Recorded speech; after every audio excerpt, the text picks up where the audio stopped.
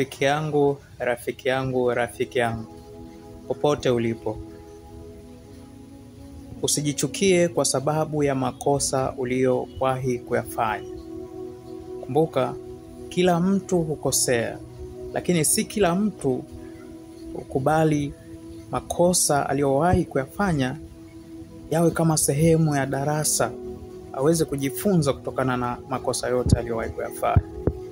Kwa hiyo, licha kufanya makosa yote uliyoyafanya, rafiki yangu, popote pale ulipo, si mwisho wa maisha yako, si mwisho wa ndoto zako, si mwisho wa malengo yako ya mwaka huu 2025.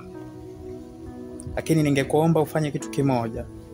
Kubali hayo makosa yote uliyoyafanya yakafanyike na kuwa sehemu ya daraja lako litakaloweza kukusaidia kufikia malengo yako mwaka huu. Yakafanyike kuwa sehemu ya daraja litakayoweza kusaidia kufikia malengo yako ya mwaka huu, yatakayoweza kusaidia kuwa kama sehemu ya daraja lako litakayoweza kusaidia kufikia ndoto zako. Naomba leo hii ukaweze kusimama. Jisamehe kwanza kabisa, kwa dhati kabisa, kutoka ndani ya moyo wako. Alafu jifunze kutokana na makosa hayo. Tembea na moyo mpya.